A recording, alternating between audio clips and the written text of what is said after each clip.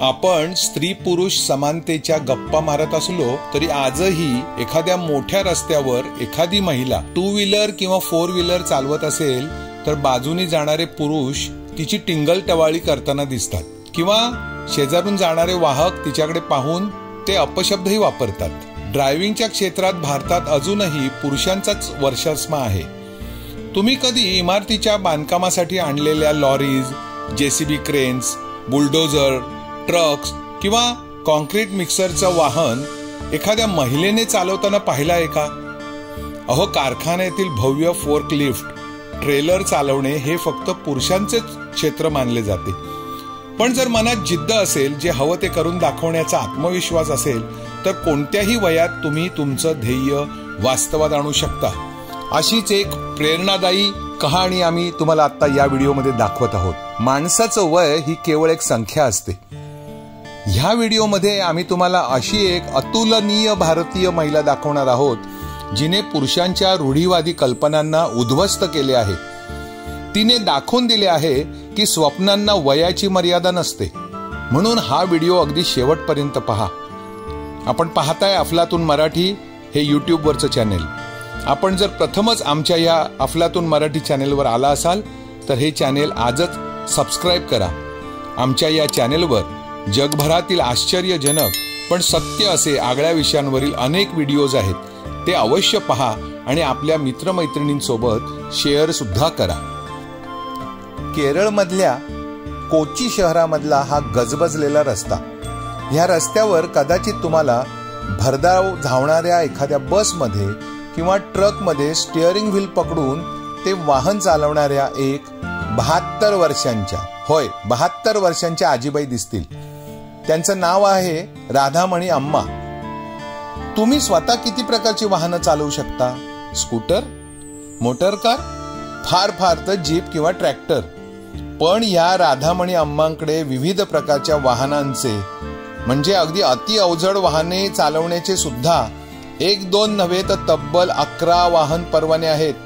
आपल्याकडच्या महिला ह्या फारशा चांगल्या ड्रायव्हर नसतात असं म्हणून दाखवणाऱ्यांना राधामणी अम्मांनी एक चांगलीच चपराक लगावलेली आहे. राधामणी अम्मांकडे bus, truck, trailer, crane, JCB, rough terrain crane, forklift, concrete mixer अशी अवजड वाहने रस्त्यावर चालवण्याची ड्रायव्हिंग लायसन्स आहेत. एवढे सगळे वाहन परवाने स्वतःजवळ असलेल्या भारतातील त्या एकमेव महिला चालक आहेत.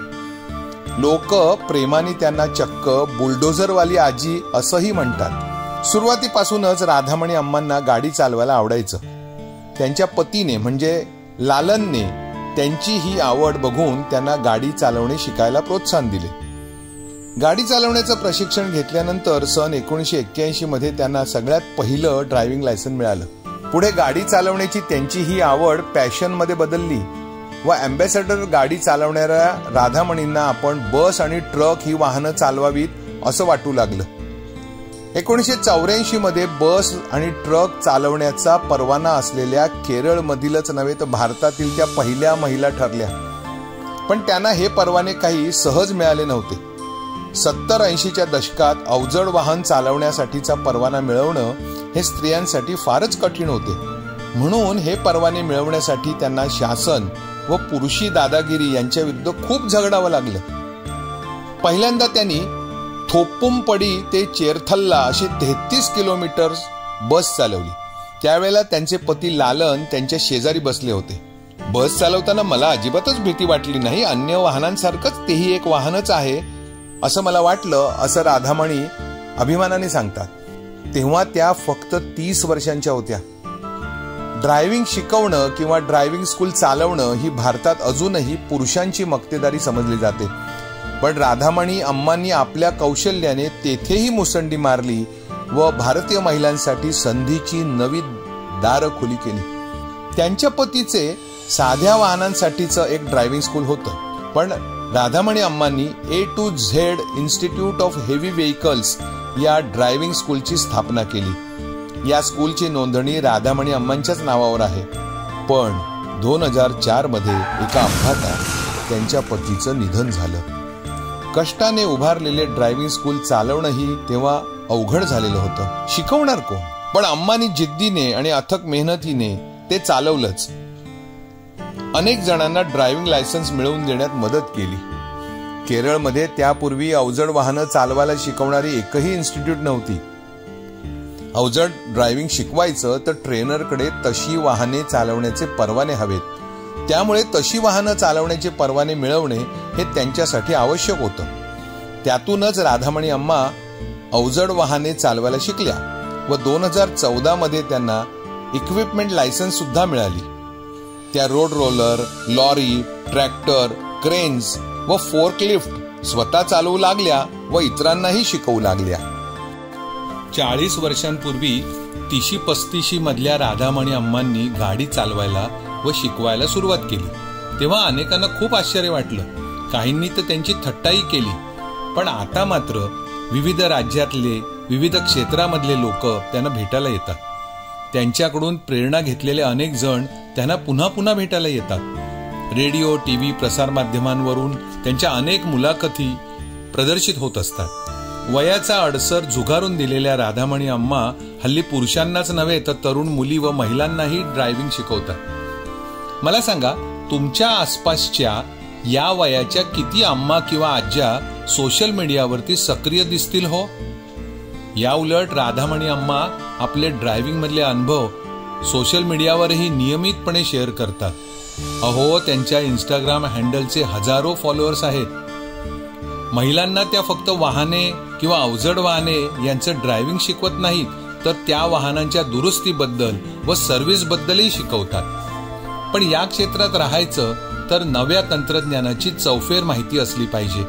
म्हणून त्यांनी आता या वयात आणखी ज्ञान मिळवण्यासाठी चक्क इंजिनिअरिंग कॉलेजात ऍडमिशन घेतली आहे व त्या ऑटोमोबाईल इंजिनिअरिंग डिप्लोमाचा अभ्यास करत आहेत. इंडिया बुक ऑफ रेकॉर्ड्स मध्ये त्यांच्या नावाची नोंद झालेली आहे व 2022 मध्ये त्या वर्षातील प्रेरणादायी व्यक्तिमत्व या पुरस्कारानेही त्यांना गौरवण्यात आलेलं आहे.